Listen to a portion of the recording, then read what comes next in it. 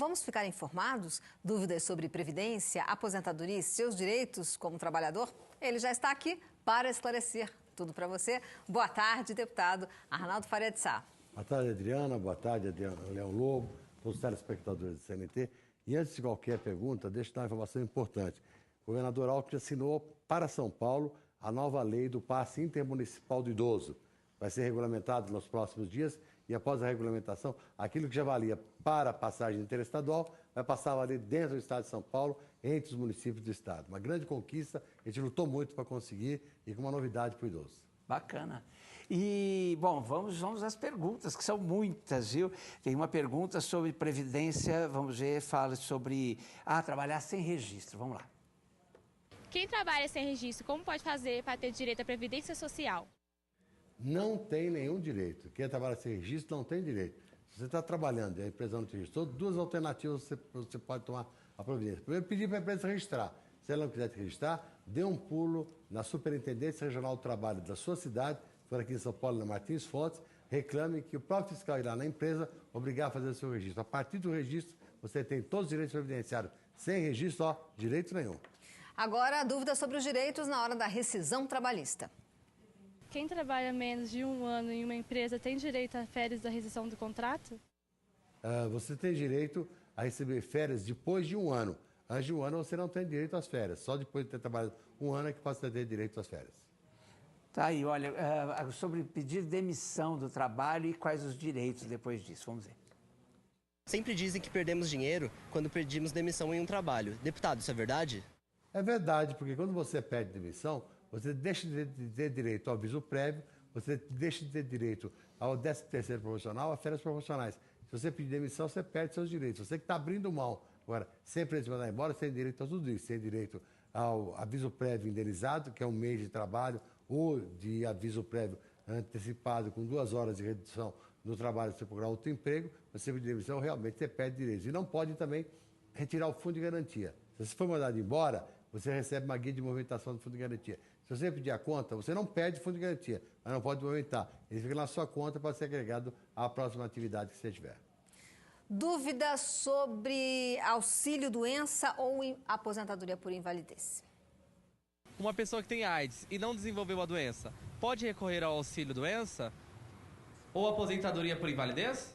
Olha, primeiro, você só pode dar entrada no pedido de auxílio-doença após uma perícia médica. Se a perícia médica da Previdência Social entender que você tem necessidade de afastamento, vai conceder o seu auxílio-doença. E aí uma informação adicional importante. Não pode requerer aposentadoria por invalidez. A aposentadoria por invalidez é a própria perícia médica que transforma o auxílio-acidente, o auxílio-doença em invalidez. Não é você que requer. A aposentadoria por invalidez só pode ser requerida judicialmente no caso de auxílio-acidente e que a Previdência nega para você esse direito, aí você pode requerer judicialmente. Do contrário, só o auxílio-doença que pode ser convertido em aposentadoria. Deputado, só para esclarecer um pouquinho mais sobre esse assunto, aí no caso, por exemplo, se a pessoa tem o vírus da AIDS, mas ele não desenvolveu nenhum tipo de doença, ele não tem essa licença, né? A perícia médica é que vai estabelecer. Logicamente, a perícia médica entende que enquanto não desenvolver doença, passa a não ter direito ao auxílio-doença. Perfeito. Então, agora eu tenho mais uma pergunta aqui, é sobre, olha só, a diferença da Previdência Social e da privada. Senhor deputado, qual é a diferença entre Previdência Social e Previdência Privada? Posso ter as duas? Eu perco uma se tiver a outra? Você pode ter as duas, não há nenhum impedimento. A Previdência Social é pública e a Previdência Privada é particular. Você paga a Previdência Privada, você pode ter direito a ela. O fato de você estar pagando a Previdência Privada não prejudica o que você já tem garantido na Previdência Pública e a Previdência Social. Então, portanto, é possível acumular as duas.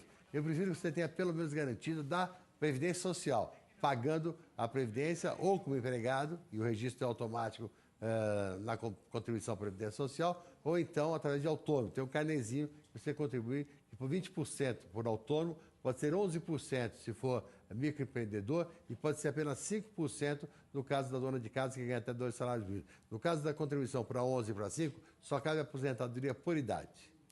Vamos fazer um breve intervalo. O deputado federal Arnaldo Faria de Sá continua com a gente com muito mais informação, não saia daí. Voltamos já com mais informações para você.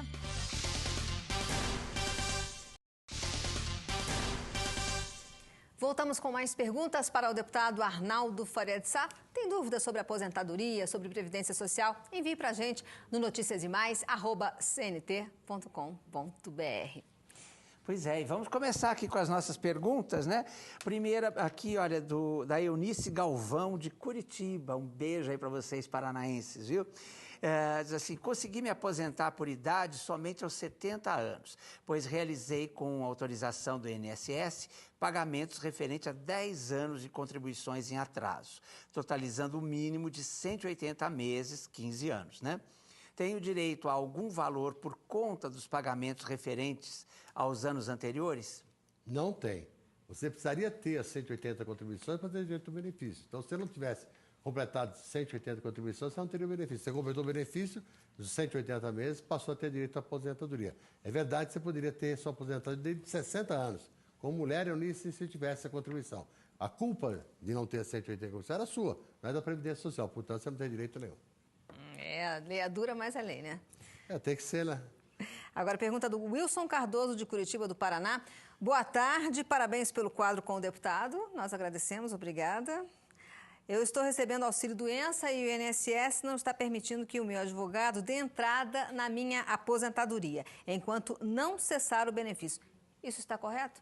Olha, na verdade, você, estando em auxílio-doença, já tendo completado o tempo de contribuição e a idade, você pode requerer o seu benefício. Não há nenhum impedimento, não. Agora, prudentemente, o seu advogado está fazendo uma orientação correta. Enquanto você estiver no auxílio-doença, você está recebendo o benefício. Continue recebendo esse benefício. Quando cessar o auxílio-doença, aí você entra com a sua aposentadoria. Por que essa providência que o advogado está tomando, que eu acho correta? Quanto tempo mais você ficar de auxílio-doença, todo esse tempo será somado para a concessão da sua aposentadoria. É mais um ano de trabalho e esse tempo será computado. Então, a orientação não está errada, não. Você pode abrir mão do auxílio-doença e entrar com a aposentadoria. Mas se você continuar com o auxílio-doença, vai agregar mais tempo na hora do cálculo do seu benefício. Está correta a orientação do seu advogado. Perfeito. E agora tem uma pergunta aqui do Jorge, do Rio de Janeiro. Um grande beijo aí aos cariocas, viu? Deputado, eu estou com 60 anos e tenho 17 anos de contribuição. Tenho que continuar contribuindo até os 65 anos? E no caso de parar de contribuir, se precisar de auxílio, eu tenho direitos? Olha, você deu a resposta para você mesmo.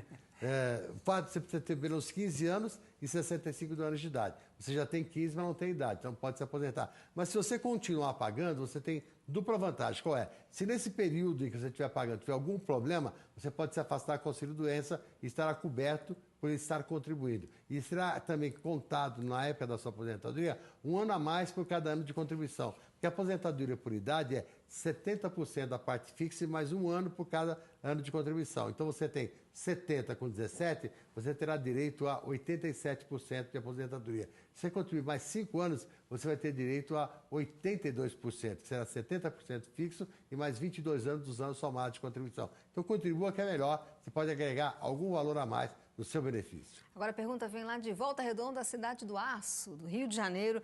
Jonatas Torre. Eu me aposentei por invalidez em 2009. Saquei fundo de garantia e PIS. E no final do ano passado, fui à Caixa e tirei um extrato do FGTS. E vi este saldo para fins rescisórios. A Caixa alegou que eu não tenho direito a sacar este dinheiro. Somente no caso se houver demissão. Se houvesse demissão. A Caixa está correta? Tem algum dinheiro a sacar devido à minha aposentadoria? A Caixa está errada.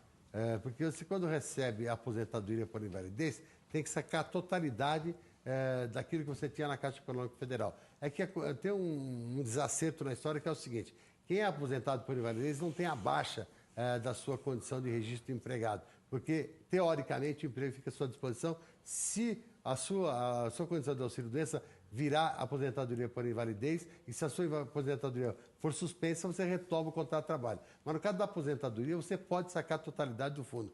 Vá na empresa e peça uma AM, autorização de movimentação do fundo de garantia. E com essa AM você pode ir lá e sacar o dinheiro. Se a Caixa não quiser te dar, fale comigo que eu vou dar uma bronca na Caixa, que não é orientação correta, não. Perfeito. E agora tem uma pergunta da Maria Ideusuite de Andrade. Ela não disse onde ela é, mas um beijo para ela. Ela diz assim: o meu marido se aposentou por invalidez e tinha uma pensão complementar que era paga a ele integralmente. Após o seu falecimento, a pensão era dividida entre eu e meus outros filhos. À medida que foram atingindo a maioridade, a parte deles foi cortada, mas essa parte não é paga a mim e hoje recebo 60% deste valor. Alegam que é dessa forma em função do estatuto desse fundo complementar. Gostaria de saber se essa parte não deveria ser agora paga a mim, como o INSS faz, a parte que era dos meus filhos é integralmente creditada a mim pelo INSS. No INSS é essa legislação. No caso do fundo complementar, você precisa pegar quais são as normas que regem esse instituto complementar para a gente poder dar uma orientação correta a você. Na parte da Previdência, realmente, aquilo que é deixado de fazer aos filhos, repassa para você. Para esse do estatuto complementar, pegue as normas e passe para mim que eu vou orientar e poder analisar para você. Agora as perguntas de Brasília. Foi concluída a votação da reforma eleitoral? Foi concluída na Câmara, falta votar no Senado. Mas mesmo depois de votado no Senado, eu acho que vai ter muita discussão, porque o artigo 16 da Constituição Federal estabelece o seguinte: nenhuma alteração do processo eleitoral pode ocorrer a menos de um ano da eleição. E nós já estamos nesse período que será, sem dúvida nenhuma, questionado. Se for aprovado no Senado e não for questionada, acaba com faixas, cartazes, propaganda, pintar de muro, vai ser a campanha surda-muda, ninguém vai saber quem é o candidato. E o piso dos agentes comunitários de saúde será votado?